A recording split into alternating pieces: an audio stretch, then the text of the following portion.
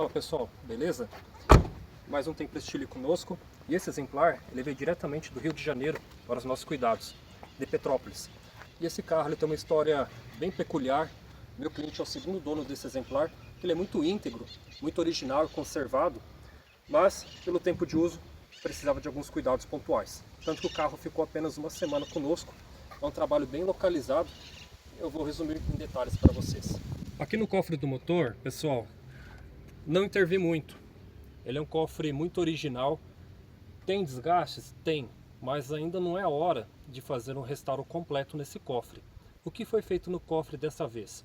Uma revisão na caixinha de relés aqui de ar-condicionado e ventoinhas, que é algo que sempre merece uma atenção especial no Tempra.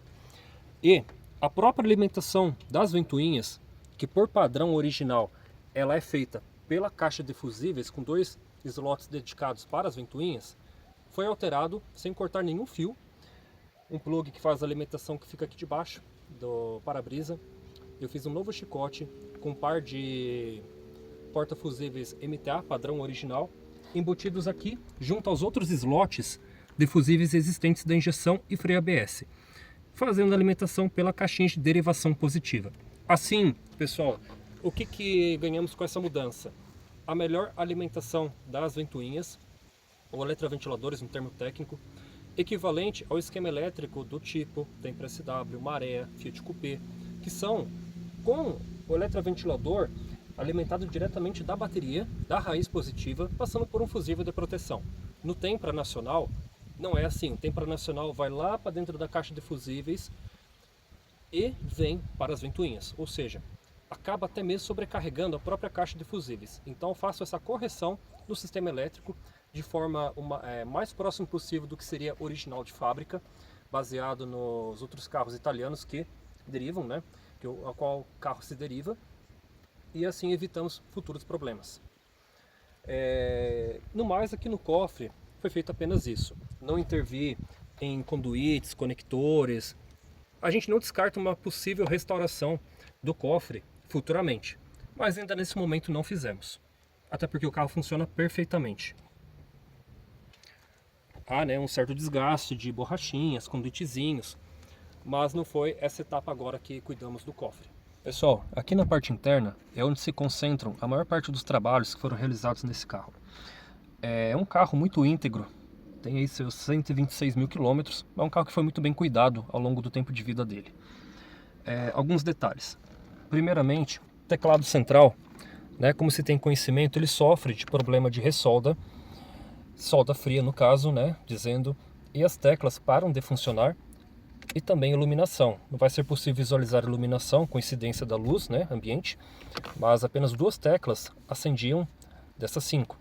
Fora que o acionamento do farol de neblina, é possível escutar o relé instalando, ó.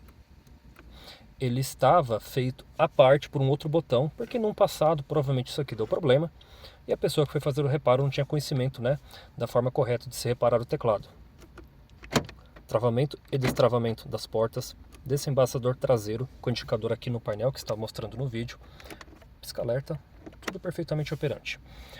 Também temos o computador de bordo, que ele estava com iluminação muito ruim, muito fraca mesmo, e quase não era possível de visualizar nada do visor dele à noite. Outro detalhe, a temperatura externa, ela estava totalmente errada, estava marcando, por exemplo, estamos numa tarde de calor aqui, 26 graus e meio, estava marcando 5 graus. Isso era em decorrência do sensor de temperatura, localizado aqui no retrovisor externo. Tem uma saliência aqui no corpo dele que mostra, né, a localização do sensor. O sensor estava aqui dentro do retrovisor com os dois conectores dele com muito zinabre, e com isso ocasionava o erro de leitura. Foi sanado aqui, revisada a conexão, também deu uma limpeza interna na carcaça do retrovisor, enfim. Quadro de instrumentos. Um detalhe, assim, mínimo, né? Mas quando as luzes de freio de mão e pastilha de freio se apagam, né? Quando você abaixa o freio de mão, ficava, principalmente à noite, visível uma luzinha bem fraquinha no indicador de pastilha de freio gasta. Mas não era a luz se acendendo, e sim a parte interna do painel, que ela ressecou devido a caloria provocada pelas lâmpadas de iluminação, né, dos indicadores, e passava um pouquinho de luz, exatamente aqui da luz da lâmpada do indicador de pressão de turbina, acaba passando um pouquinho de luz ali para o indicador de pastilhas e ficava aceso bem fraquinho. Então fiz a desmontagem completa desse quadro e fiz o reparo na parte plástica ali do painel, e agora ficou perfeito. Então, todos os indicadores estão revisados e funcionam perfeitamente.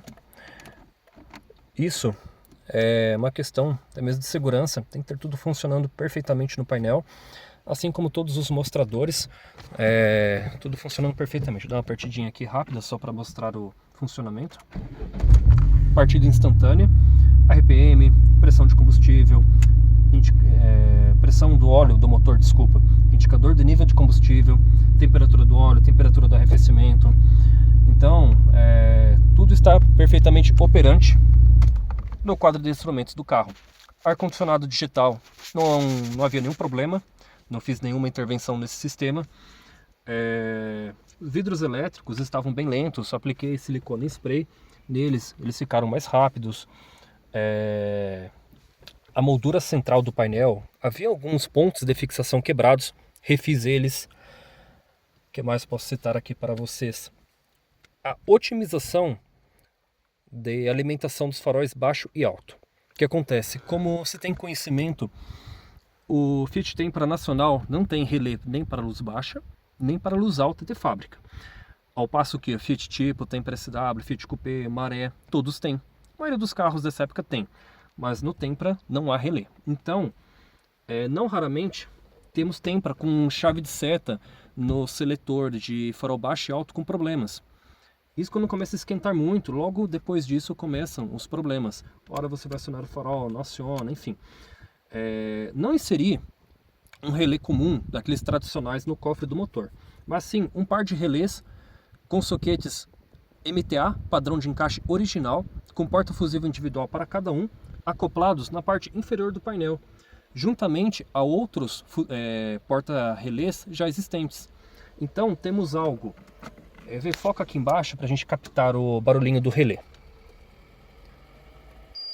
Vamos tirar o apito aqui do computador de bordo enquanto isso. Ele está alertando devido à autonomia baixa.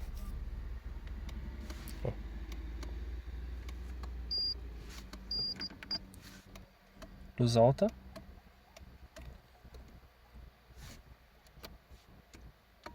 Luz baixa também. O estalo do relé. Então, pessoal, não é simplesmente instalar um relé. Você tira toda a sobrecarga que vem para a chave de seta, decorrente da ausência de relé no projeto original, preserva a chave de seta e melhora a eficácia de funcionamento das lâmpadas dos faróis. Então, tudo tem um sentido e um porquê de ser feito. Nada é em vão. Desligando aqui o painel, ligando, vocês vão notar a luz de controle do sistema de ABS acendendo e apagando perfeitamente. Apagou. Essa luzinha, ela estava ficando acesa intermitente. Foi o principal motivo da vinda desse carro para os nossos cuidados. A questão era que havia um problema com os conectores dos sensores de freio ABS e assim indicava anomalia no sistema, piscando a luz no painel. Então agora já rodei em teste com o carro por alguns quilômetros aqui na cidade. Como padrão, todo carro que é feito por nós rodamos em regime de teste de rodagem, né, antes de entregar para o cliente. Ficou perfeito. A luz nunca mais acendeu ali indicando anomalia. Ela sempre acende e apaga em seguida, como é o correto, não havendo problemas no carro. Então, pessoal, esse é um carro que teve esse cuidado bem pontual nesses itens descritos. Algumas coisas eu acabei não citando, porque por mais que é um trabalho pontual de uma semana, mas são bastante detalhes envolvidos, e tudo para o carro continuar a ser usado com confiabilidade e ainda mais conforto e segurança. Ele é um carro de uso diário do meu cliente, não é um carro de garagem, mas é um carro assim, que tanto pelo primeiro proprietário, que foi um senhor, ele era diretor de uma concessionária Volkswagen, tirou esse carro zero na Fiat, e na concessionária Trevo, que tem um adesivo no porta-malas desse carro, ficou 18 anos com o carro, e depois acabou sendo vendido ao meu cliente, atual proprietário do carro, que também cuida igualmente com zelo e cuidado desse exemplar. Então é isso, pessoal. Futuramente, talvez faremos mais alguma coisa nesse exemplar, talvez uma restauração e revitalização de cofre do motor, mas nada decorrente de problemas. Tudo, sim, a somar a esse exemplar muito acima da média. Obrigado a todos, um abraço.